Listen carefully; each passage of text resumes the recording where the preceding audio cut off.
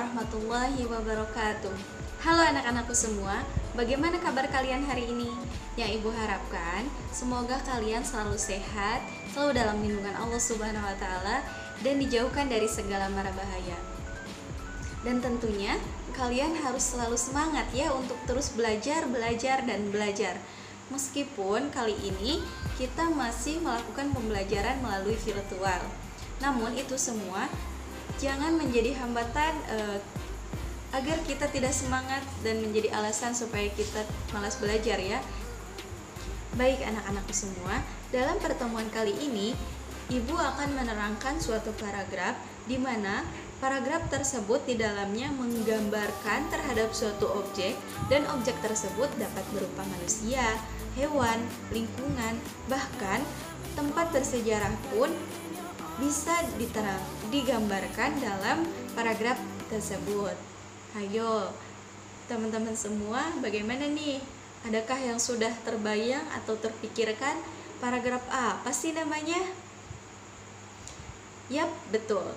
Paragraf tersebut biasanya disebut sebagai paragraf deskripsi atau sering kita dengar yaitu sebagai teks deskripsi, yang mana di dalamnya kita menggambarkan secara perinci objek atau sesuatu yang kita lihat kepada pendengar atau pembaca.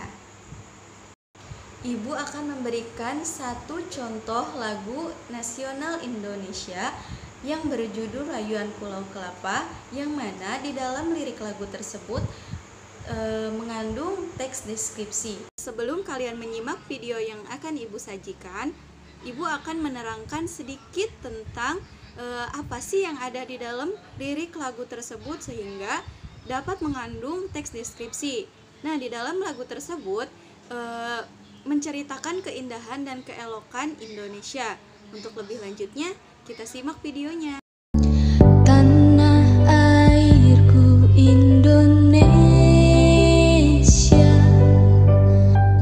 negeri elok amat ku cinta, tanah tumpah darahku yang mulia,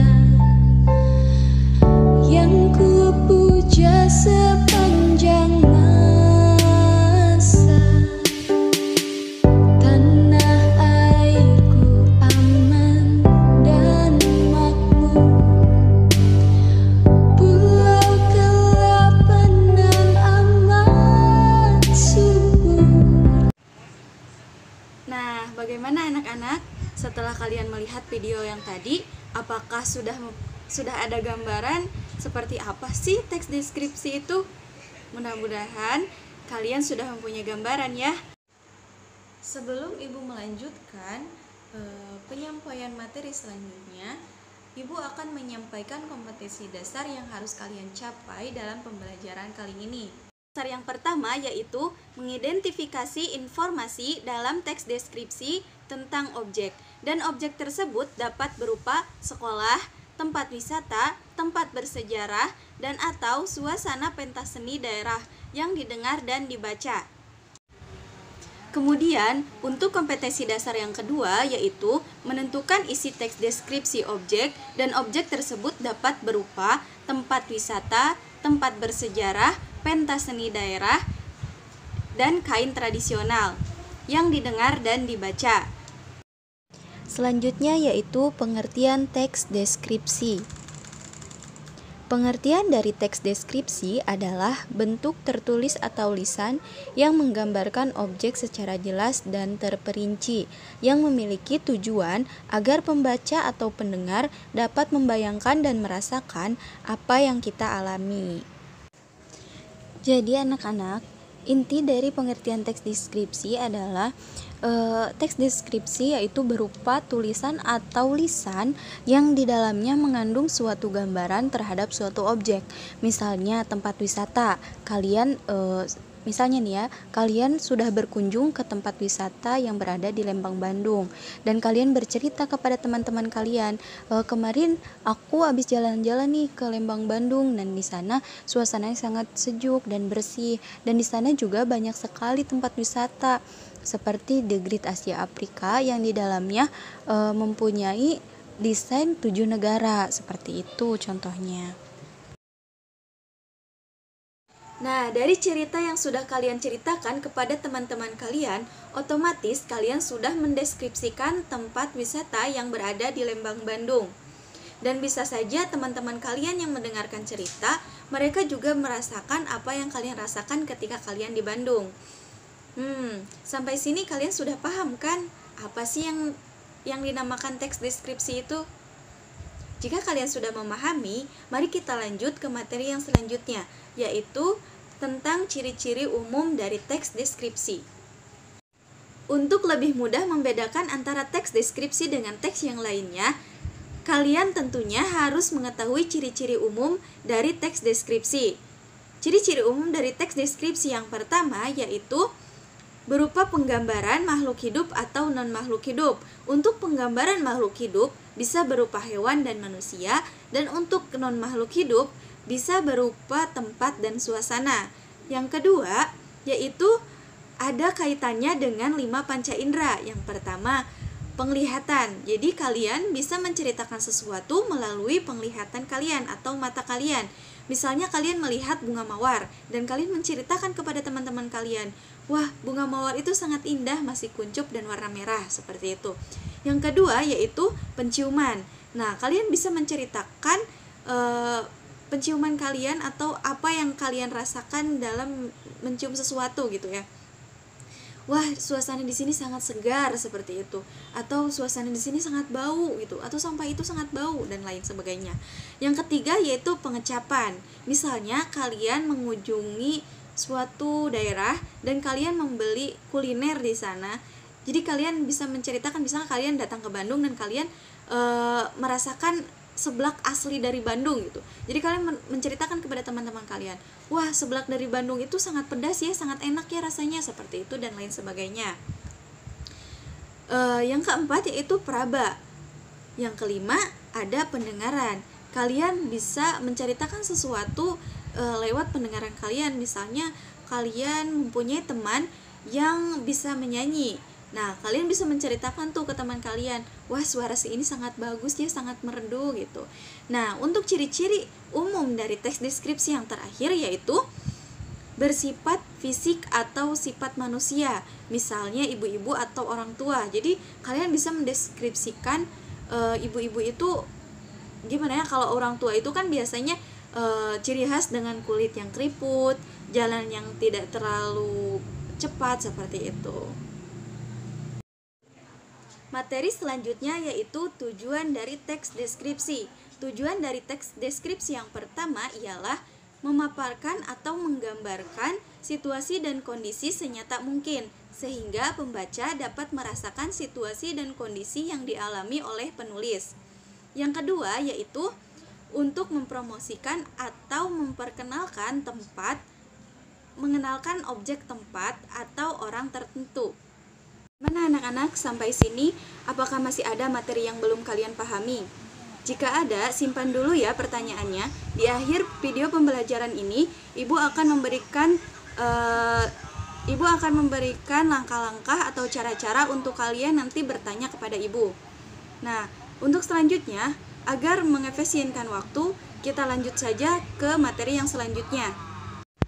Setelah kalian mengetahui ciri-ciri umum dari teks deskripsi, sekarang kalian juga harus mengetahui ciri teks deskripsi dari aspek kebahasaannya. Yang pertama, dalam teks deskripsi harus menggunakan kata-kata khusus untuk mengkonkretkan. Misalnya, kalian ingin menggambarkan suatu benda yang berwarna. Nah, tentunya kalian harus menjelaskan warna apa benda tersebut. Jangan hanya menerangkan bahwa benda tersebut berwarna saja, tapi kalian harus menjelaskannya secara terperinci. Misalnya warna benda itu warna apa, warna merah, warna kuning, atau warna hijau. Yang kedua yaitu menggunakan kalimat rincian untuk mengkonkretkan. Misalnya, kalian ingin menerangkan ayah kalian kepada teman kalian. Ayah saya itu sangat baik sekali. Dia pekerja keras dan juga sangat bertanggung jawab terhadap keluarganya. Selanjutnya yang ketiga yaitu menggunakan kata sinonim dengan emosi yang kuat. Menggunakan kata sinonim dengan emosi yang kuat itu seperti dalam kata indah. Nah, dalam kata indah ini terdapat beberapa sinonim seperti elok, permai, mengagumkan, dan memukau. Nah, dari sinonim tersebut kita dapat menggambarkan misalnya pantai itu sangat elok sekali. Yang selanjutnya yaitu menggunakan majas untuk melukiskan secara konkret. Misalnya, pasir di pantai itu sangat lembut seperti bedak bayi. Nah, di dalamnya itu mengandung majas hiperbola ya, karena saking lembutnya pasir itu diibaratkan seperti bedak bayi.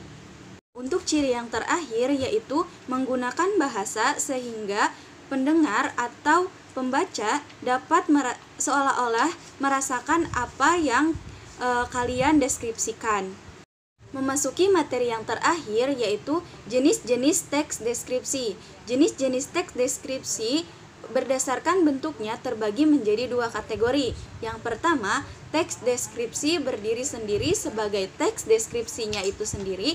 Yang kedua yaitu teks deskripsi sebagai teks deskripsi yang menjadi bagian dari teks lain, misalnya novel dan cerpen atau iklan dan lagu.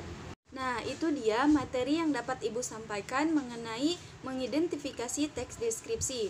Sebelum Ibu mengakhiri video pembelajaran kali ini, Ibu akan memberikan sedikit cuplikan video yang mana di dalamnya ada pertanyaan dan contoh-contoh dari teks deskripsi supaya dapat mengetahui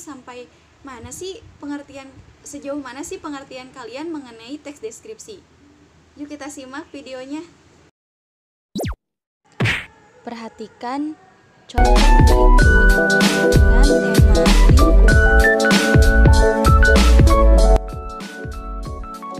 Aku adalah benda yang berbentuk lingkaran. Aku mempunyai banyak angka. Aku mempunyai jarum yang selalu berputar. Aku adalah... Kira-kira benda apa ya? Ya, aku adalah sebuah jam dinding. Sip, jawaban kalian benar.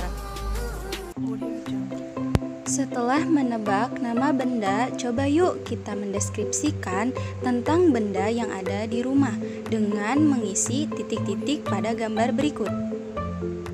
Aku biasanya berada dinyalakan ketika orang. Manfaatku adalah aku adalah benda yang sering berada di. Aku merupakan tempat untuk menyimpan makanan yang disimpan di dalamku pasti.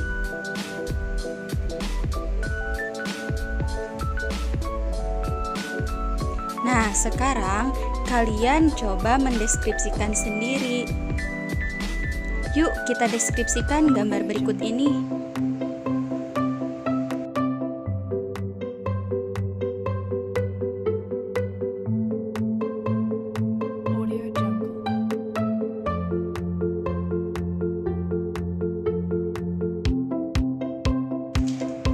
Mari kita baca bersama teks deskripsi berikut.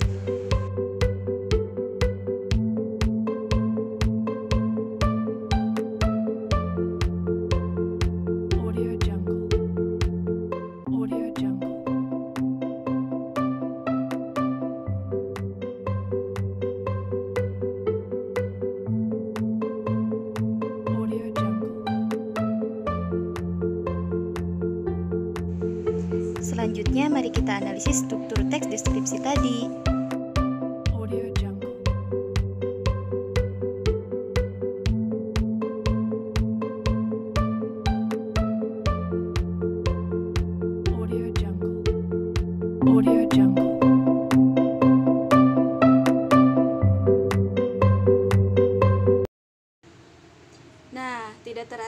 sekarang kita sudah sampai pada ujung video pembelajaran kali ini. Sekian yang dapat Ibu sampaikan, kurang-kurangnya mohon dimaafkan apabila masih ada sedikit materi yang belum kalian pahami. Jangan lupa jaga kesehatan dan terus semangat untuk terus belajar. Wassalamualaikum warahmatullahi wabarakatuh.